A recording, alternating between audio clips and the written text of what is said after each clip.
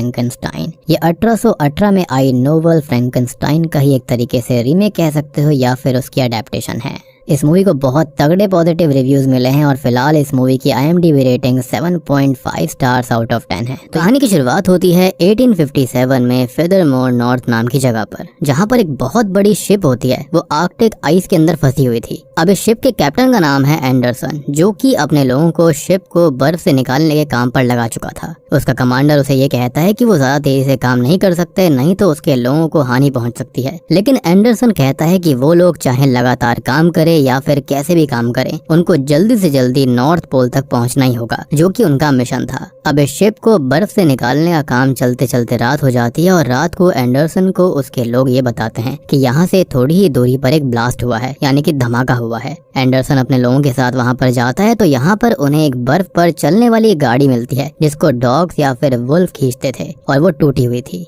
अब ये लोग यहाँ वहाँ देखते हैं तो बहुत सारा खून यहाँ पर पड़ा हुआ था, लेकिन सभी कुत्ते सही सलामत थे। अब वो थोड़ी आगे देखते हैं तो उनको एक घायल व्यक्ति मिलता है जिसका नाम है विक्टर फ्रैंकेनस्टाइन, जो कि दर्द में तड़प रहा था। इनफैक्ट वो बहुत ही ज्यादा घायल होता है। वो उससे पूछते हैं कि उसे हुआ क्या है और वो कुछ बताए। अब यहाँ पर कोई भी इससे पहले कुछ समझ पाता कि तभी वहाँ पर एक भयानक मॉन्स्टर आता है, जो कि दिखने में तो इंसान जैसा था, लेकिन उससे आकार में काफी बड़ा। उसकी बॉडी सड़ी हुई सी थी, स्किन हट रखी थी और वो बहुत ही ज्यादा गुस्से में था। एंडरसन विक्टर को लेकर शिप पर जाता है, लेकिन वो मॉन्स्टर शिप के ऊपर हमला कर देता है। वो एक एक करके वहाँ पर मौजूद लोगों को मारने लगता है और सबसे कहता है कि विक्टर उसका शिकार है और वो लोग उसे विक्टर को दे दें, लेकिन कोई भी उसकी बात नहीं सुनता और उस पर हमला करते रहते हैं। अब वो सभी इंसानों को बड़ी आसानी से मारते जा रहा था और उस पर गोलियों का भी कोई असर नहीं होता कि इतने में ही एक आदमी एक बड़ी गन से उसे शूट करता है तो वो शिप के नीचे गिर जाता है। अब वो तुरंत ही खुद को हील भी कर लेता है और फिर से शिप पर चढ़ने लगता है, लेकिन अब तक सभी लोगों ने सीढ़ी को ऊपर खींच लिया था। तो अब वो मॉन्स्टर जो होता है वो शिप को ही धक्का देने लगता है और आपको याद होगा कि वो बर्फ के अंदर फंसी हुई थी, लेकिन यहाँ पर फिर भी वो मॉन्स्टर इतना ताकतवर था कि वो उसे पलटने लगता है और बर्फ टूटने लगती है।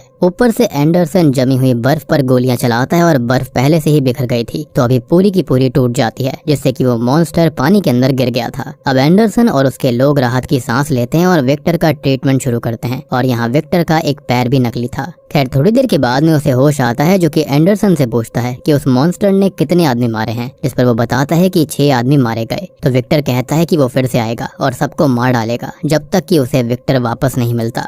अब ये सुनकर एंडरसन शॉक्ड रह जाता है और अब विक्टर उसको अपनी कहानी बताने लगता है, जिसके साथ शुरू होता है पहला पार्ट, यानी कि विक्टर्स टेल। तो विक्टर के पिता लियोपोल्ड जो थे वो एक बहुत ही बड़े सर्जन थे, जिन्होंने क्लेयर नाम की एक लड़की से शादी करी क्योंकि वो काफी अमीर थी और उसने बहुत सारा दहेज भी दिया था। खैर उन दोनों को एक बेटा पैदा होता है जिसका नाम उन्होंने विक्टर रखा। अब लियोपोल्ड जो थे वो अक्सर शहर से बाहर ही रहा करते थे, लेकिन जब जब वो घर आते थे तो घर उनके इशारे पर चलता था। वो बहुत ही ज्यादा एब्यूजिव, स्ट्रिक्ट और जिद्दी किस्म का इंसान था, जिनसे कि क्लेयर बहुत डरती थी।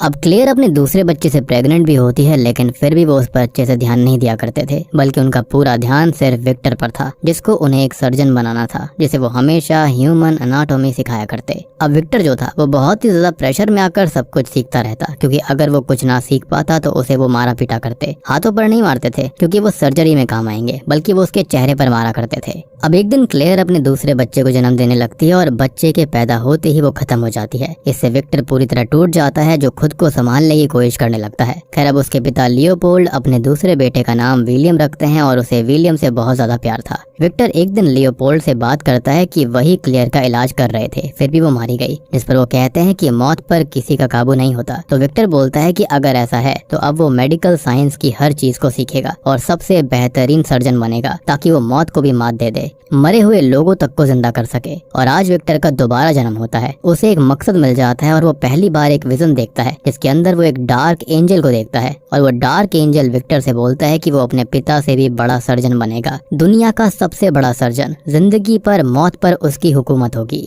खैर अब समय बीतता है और क्लेयर के जो बगीचे थे जिनसे फ्रैंकेनस्टाइन परिवार की इनकम हुआ करती थी, वहाँ पर आग लग जाती है। विवाद होते हैं जिससे कि विक्टर परिवार को बहुत लॉस होता है और इनके पास अब सिर्फ ये हवेली रह गई थी। अब विक्टर ने अपने भाई विलियम को उसके रिश्तेदारों के पास भेज दिया और खुद अपनी पढ़ाई पूरी करने निकल गया। अब साल बीते, दशक बीते और विक्टर अपनी मेहनत पर लगा रहा। साल 1855 के अंदर वो royal college of medicine disciplinary tribunal के अंदर उसके ऊपर एक केस चलता है, जहाँ पर वो एक मरे हुए आदमी के आधे शरीर शरीर का इस्तेमाल करके किसी दूसरे आदमी का हाथ उसमें जोड़ देता है, उसको जिंदा कर देता है और जिंदा होने पर वो लाश अपने हाथ को मूव कर सकती थी। इनफैक्ट विक्टर की बातें सुन सकती थी और इंसानों की तरह एक्ट भी कर सकती थी। अब इसको सब लोग पाप कहते हैं क्योंकि ये गॉड की क्रिएशन और उसके रूल्स के खिलाफ था, लेकिन विक्टर कहता है कि अगर उनका गॉड मरे हुए को जिंदा नहीं करने दे सकता तो वो ऐसे गॉड को मानेगा ही नहीं। अब सभी लोग उस पर बहुत गुस्सा करते हैं और वो royal college of surgeons of Edinburgh से सस्पेंड हो जाता है। वो इस चीज से काफी गुस्से में रहता है कि तभी उसे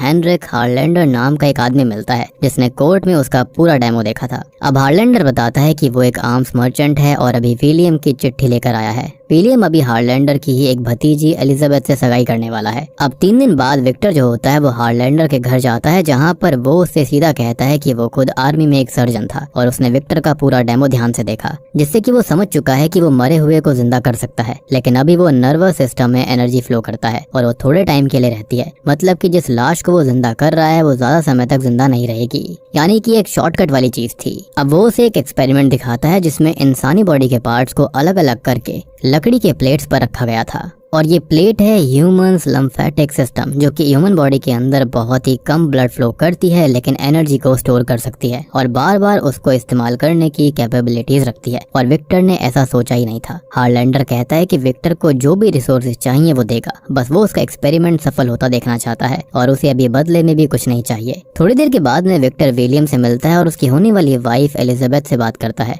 एलिजाबेथ के सोचने का, चीजों को देखने का नजरिया बहुत अलग था और वो विक्टर से थोड़ी बात करती है जिससे कि वो थोड़ा इम्प्रेस्ड हो जाता है। खैर अगले ही दिन हार्लैंडर उसे एक अबैंडन टावर के अंदर लेकर जाता है, जहाँ पर वो उसको उसकी लैब बनाने के लिए बोलता है और उसे जो कुछ भी चाहिए हार्लैंडर अपनी फैक्ट्री के मजदूरों से बनवा देगा। अब यहाँ विलियम भी विक्टर को असिस्ट करेगा और एक दिन विक्टर अपने एक्सपेरिमेंट के लिए एक बॉडी ढूंढने निकल जाता है। अब हार्लैंडर ने परमिशन भी ले ली थी जिसके अंदर वो फांसी की सजा में मारे गए कैदी की बॉडी को इस्तेमाल कर सकता था। इसी बीच विक्टर एलिजाबेथ को देखता है जो कि चर्च जाती है जहाँ पर वो कन्फेशन के लिए आई थी और विक्टर काफी उत्सुक हो जाता है कि उसने क्या पाप किया होगा जो कि वो कन्फेस करना चाहती थी। अब वो चुपके से फादर के कैबिन में बैठ जाता है और उसी कैबिन के अंदर एलिजाबेथ कन्फेस करने आती है। वो यहाँ पर ये बताने लगती है कि उसे विक्टर के लिए हेट है, जो कि बहुत ही ज्यादा एरोगेंट है और हमेशा अपनी चलाता है। विक्टर को ये काफी बुरा लगता है और वो पर्दा हटाकर देखता है जिसके चलते वो हेजिटेट हो जाती है। खैर अब एलिजाबेथ यहाँ से निकल जाती है और उसके पीछे पीछे जाता है, जिससे वो बात करता है और वो थोड़ा अपने बारे में बताती है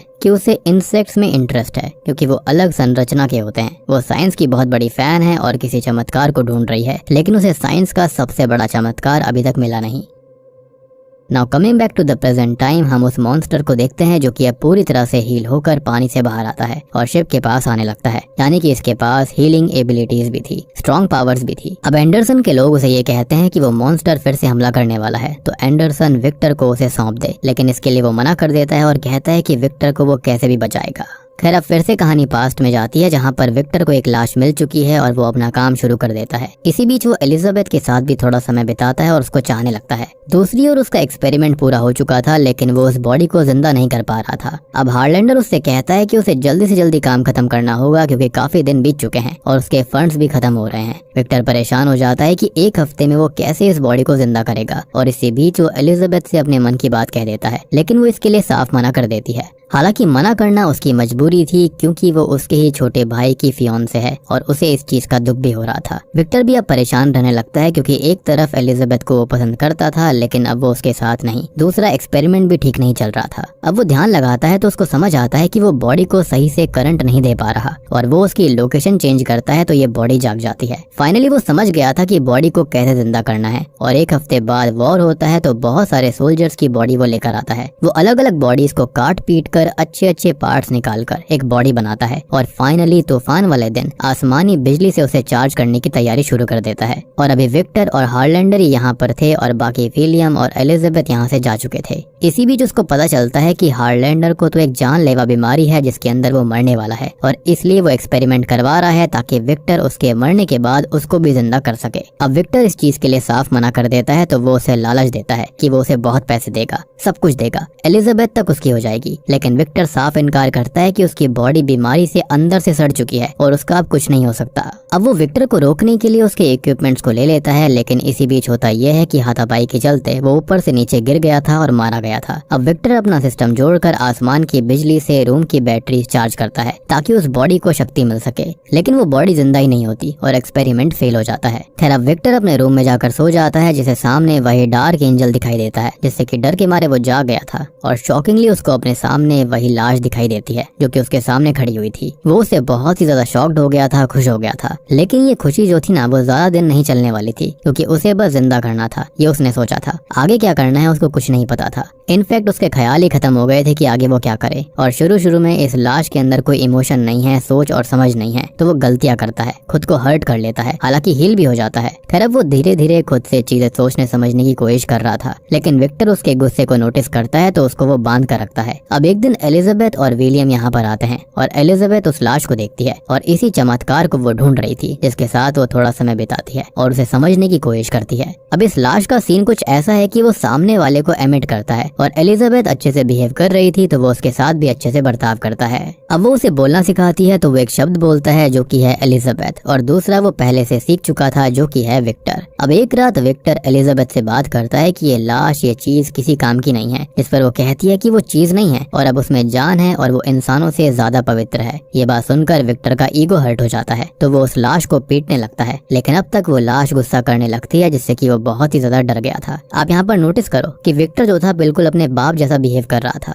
खैर अगले दिन विक्टर विलियम को हार्लैंडर की मौत का सच बताता है और उसे एलिजाबेथ के साथ यहाँ से हमेशा के लिए जाने के लिए बोलता है। अब विलियम एलिजाबेथ को लेकर यहाँ से निकल जाता है और विक्टर पूरे टावर को जलाने लगता है ताकि वो लाश भी नष्ट हो जाए, लेकिन ये जो लाश होती है ना उसको बुलाने लगती है, जिससे कि विक्टर का मन बदल जाता है। वो वापस टावर में जाने की कोशिश करता है, लेकिन अब पूरा टावर ब्लास्ट हो गया था और इसी में विक्टर ने अपना पैर खोया था। यानी कि आपको याद होगा शुरुआत में उसका पैर नकली था, तो उसका रीजन यही था। खैर अब तक एलिजाबेथ भी विलियम को मनाकर वापस लौट आई थी, लेकिन पूरा टावर ये ब्लास्ट हो चुका था, तो कुछ भी नहीं हो सकता। Coming back to the present time, वो मॉन्स्टर शिप पर आ जाता है जो कि सीधा एंडरसन के कैबिन में आ गया था और उससे कहता है कि उसने विक्टर की कहानी तो सुन ली, लेकिन अब उसे मॉन्स्टर की साइड की कहानी सुननी होगी। और अब यहाँ पर शुरुआत होती है उस लाश की कहानी की, उस मॉन्स्टर, उस क्रीचर की कहानी की, जिसका नाम है द क्रीचर्स टेल। तो विक्टर तो अब टावर के अंदर आग लगा चुका था, ब्लास्ट भी हो गया था जिसके अंदर वो क्रीचर जलने ही वाला था, लेकिन उसके अंदर इतनी समझ आ गई थी कि उसे खुद को बचाना है, यानी कि सर्वाइवल इंस्टिंक्ट आ गया था। अब वो अपनी बेड़ियां तोड़ने की कोशिश करता है और पूरा जोर लगाकर खुद को आजाद कर लेता है। वो अभी तक बेसमेंट में बंधा हुआ था जिससे एक नाला निकलकर समुद्र में जा रहा था, तो वो उस नाले में कूद जाता है। वो टावर से बाहर आ गया था, पानी में गिर चुका था, तो वो बच जाता है और अब वो आगे जाता है। आगे वो जंग के मैदान में मरे हुए सोल्जर्स के कंकाल देखता है, उनके कपड़े देखता है जिन्हें वो उठाकर पहन लेता है, और उसने कपड़े पहने क्योंकि दूसरे इंसानों को कपड़े पहने उसने देखा था। अब वो आगे जाकर जानवरों को देखता है और वो उसे परेशान नहीं करते, तो वो ना उन्हें परेशान करता है ना ही उनसे डरता है। खैर वो फल तोड़कर खाता है क्योंकि उसके पास एक शरीर था और उसे ताकत की जरूरत फील हो रही थी। इसी बीच कुछ लोग उस पर गोलियां चलाने लगते हैं जिनसे डर कर वो भागता है और एक बस्ती में छिप जाता है। खैर अब वो एक शेड में छिप गया था जहाँ से वो बाहरी लोगों को देखता है। खैर अब ये शेड जो होता है वो अबैंडन था, तो यहाँ पर रहकर वो बाहर के लोगों को देखकर कई चीजें सीखता है, जानता है कि वो कैसे रहते हैं, कैसे बोलते हैं, वो शब्दों को जानने लगता है, किसको क्या कहा जाता है, ये सब सीखने लगता है वो। अब धीरे धीरे इन लोगों के बीच रहकर वो काफी कुछ सीख गया था। अब यहाँ पर वो ओल्ड मैन को देखता है जो कि एक बच्ची को पढ़ाया करता था और बच्ची के साथ साथ ये क्रीचर भी सीख रहा था। खैर अब ऐसे ही वो यहाँ पर रहकर उन लोगों की तरह रहने लगता है। वो छुप कर रहता था, लेकिन रात में छुप कर उनकी मदद करने की चीजें भी करता। कभी कोई मरम्मत कर दिया करता तो कभी कपड़े साफ कर देता, कभी कोई चीज ला कर देता तो कभी कुछ और ये सब बिना किसी के सामने आए वो कर रहा था। अब एक दिन बस्ती पर भेड़िए हमला कर देते हैं जो कि यहाँ के भेड़ों को खाने लगते हैं, लेकिन इंसान उनको मार डालते हैं, डरा कर भगा देते हैं, और इससे वो जीवन को और समझा कि भेड़िए भेड़ों के दुश्मन नहीं है, इंसान भेड़ियों के दुश्मन नहीं है, लेकिन नियत है। और अगर किसी को जीना है तो किसी का मरना जरूरी है, और उसको कहा जाता है सर्वाइवल, जिसके चलते वो सर्वाइवल इंस्टिंक्ट को भी सीख गया था। अब एक रात वो ओल्ड मैन के सामने जाने की हिम्मत जुटा लेता है, लेकिन ये ओल्ड मैन तो अंधा था और वो उस क्रीचर से बिल्कुल नहीं डरता, बल्कि वो उसके अंदर की काइंडनेस को पॉइंट आउट करता है, और वो अभी बोल भी नहीं पाता, ये भी वो ओल्ड मैन नोटिस करता है और उससे कहता है कि वो उसका दोस्त बनेगा। अब वो क्रीचर काफी डर रहा था, लेकिन वो ओल्ड मैन कहता है कि वो डरे नहीं बल्कि खुश होकर रहे, और ये एहसास क्रीचर को एक नई फीलिंग, एक नया इमोशन देता है। अब वो शरीर से जाग गया था और अब वो चेतना से जागने लगता है। ओल्ड मैन उसको कहानियां सुनाता है, पढ़ने के लिए बोलता है, जीवन के बारे में बताता है और ऐसे ही वो क्रीचर बोलना सीखा, इंसानों को जानना सीखा। उसके मन में जिज्ञासा भी हुई कि आखिरकार वो है कौन। उसके पास कोई याद नहीं थी, बस कुछ चीजें थी, टुकड़े थे याद के नाम पर, जिसके अंदर वो अलग अलग कटे पटे लोगों को देखता है। और ऐसा इसलिए था क्योंकि उसको ऐसे ही बॉडी पार्ट से बनाया गया था। खैर वो आग और पानी को देखता है और अपने पैरों के नीचे बस रेत को देखता है। वो वापस टावर जाता है जहाँ पर वो अपने बारे में जानने गया था और उसको सच पता चल जाता है कि वो बस एक मौत का रूप है और वो इससे दुखी होकर वापस लौट आता है। अब इस क्रीचर को टावर से विक्टर का पता जरूर मिल गया था। अब वो वापस आता है तो देखता है कि ओल्ड मैन अकेला था, जिस पर भेड़िए हमला कर देते हैं, जिनको क्रीचर मार डालता है। लेकिन ये बूढ़ा व्यक्ति काफी घायल हो चुका था, जो कि अब खत्म होने लगता है। अपने आखिरी पलों में वो दोनों बात करते हैं और क्रीचर कहता है कि वो कुछ नहीं, बस अलग अलग लाशों से जुड़ा हुआ एक कचरे का ढेर है। इस पर ओल्ड मैन बोलता है कि नहीं, ऐसा नहीं है, वो एक अच्छा इंसान है और उस ओल्ड मैन का दोस्त है, जिसके साथ ही वो ओल्ड मैन अपना दम तोड़ देता है। पहली बार क्रीचर को कोई अपना मिला था, लेकिन अब वो जा चुका था। इसी बीच बस्ती के बाकी लोग वहाँ पर आते हैं, जो कि उसे मॉन्स्टर समझकर उस पर ही हमला कर देते हैं कि बूढ़े व्यक्ति को उसने मारा होगा। खैर अब यहाँ पर ये क्रीचर मरने लगता है, लेकिन काफी देर बाद वो जाग उठता है, जिसके मन में अब एक दुख और गुस्सा था। साथ ही साथ वो विक्टर को ढूंढ रहा था ताकि वो उसको एक साथी दे दे और कुछ उसको नहीं चाहिए। फिलहाल विक्टर विलियम के साथ रह रहा होता है और उसको डार्क एंजल के नाइटमेयर्स आने लगते हैं, जो कि अब उसे मौत के रूप में दिखाई दे रहे थे, क्योंकि विक्टर के अनुसार उसने मौत को ही जन्म दिया था और मौत को ही बनाया था। विलियम उसे संभालता है और अब उसकी और एलिजाबेथ की शादी का दिन आ गया था। अब एक आखिरी बार विक्टर एलिजाबेथ से बात करने जाता है, लेकिन वो उसके अंदर के कोर को जानता था। वो उससे नफरत करती है क्योंकि वो कभी अपने अलावा किसी और का नहीं सोच सकता। खैर अब वो उसके करीब आता है तो वो उसको थप्पड़ मारकर भगा देती है। अब वो गुस्से में अपने रूम में आता है, जहाँ पर वो क्रीचर पहुंच चुका था और उसका इंतजार कर रहा था। वो विक्टर से कहता है कि वो उसके लिए एक साथी बनाए, लेकिन अपने घमंड और गुस्से में विक्टर ये कहता है कि वो एक मॉन्स्टर है और वो दूसरा मॉन्स्टर नहीं बनाएगा। क्रीचर कहता है कि वो मर नहीं सकता और अकेले रहना दुख से भरा होता है, तो उसे कोई तो साथी चाहिए। लेकिन विक्टर कहता है कि साथी के साथ क्या होगा, वो दोनों साथ में बच्चा पैदा करेंगे, शादी करेंगे, मॉन्स्टर की फौज बना देंगे, जिसको सुनकर उसे काफी दुख होता है। वो विक्टर पर हमला करने आता है और हमले की आवाज सुनकर एलिजाबेथ वहाँ पर आती है, जो कि उस क्रीचर को देखकर बहुत खुश होती है, क्योंकि वो उसको चाहती है, क्योंकि ये एक प्योर ह्यूमन बीइंग था। अब विक्टर क्रीचर को शूट करता है, जिसे बचाने एलिजाबेथ बीच में आ जाती है, जिससे कि उसे गोली लग गई थी। अब तक विलियम और बाकी कुछ लोग रूम में आते हैं, जो कि उस पर हमला करते हैं, लेकिन क्रीचर उनको पीट देता है। एलिजाबेथ इस क्रीचर से कहती है कि वो उसे साथ ले जाए, तो वो उसे अपने साथ ले जाता है और विक्टर देखता है कि विलियम मर रहा था। अब विलियम अपने भाई से आखिरी बार बात करता है और कहता है कि उसे हमेशा विक्टर से डर लगता था, उसके गुस्से से, पागलपन से, और असली मॉन्स्टर यहाँ पर ये क्रीचर नहीं बल्कि विक्टर खुद है, जैसा कि उनके पिता थे। अब यहाँ पर क्रीचर एलिजाबेथ को लेकर एक गुफा में आता है, जहाँ पर एलिजाबेथ मरने से पहले उससे कहती है कि वो जिंदगी भर उसकी तलाश में थी, यानी कि एक ऐसी चीज थी जिसे वो बयां नहीं कर सकती थी, और आज वो उसके सामने है। असली प्यार यही था उसके लिए, और आज वो उसे मिल चुका है, जिसकी बाहों में वो अपना दम तोड़ रही है। वो मारी जाती है और अब विक्टर वहाँ पर आता है, जो कि क्रीचर को मारने लगता है, लेकिन क्रीचर ये कहता है कि वो उसे नहीं मार पाएगा। खैर अब वो उसे जिंदगी का एक मकसद देता है कि वो उसे मार दे, इससे पहले कि विक्टर उसके हाथों मारा जाए। अब यहाँ से एक दौड़ शुरू होती है, जिसमें विक्टर उस क्रीचर से बच रहा था और वो क्रीचर उसे मारने के इरादे से उसके सामने आता रहता है। ऐसे ही वो दोनों शिप के पास आए थे और यहाँ भी विक्टर उसे मारने में नाकामयाब रहा। अब कहानी शिप पर आ चुकी थी और फाइनली विक्टर क्रीचर से माफी मांगता है और वो क्रीचर के सर पर हाथ रखकर उसे अपना बेटा बुलाता है। और क्रीचर ने सबसे बड़ा लेसन सीखा था उस ओल्ड मैन से कि हमें माफ करना चाहिए।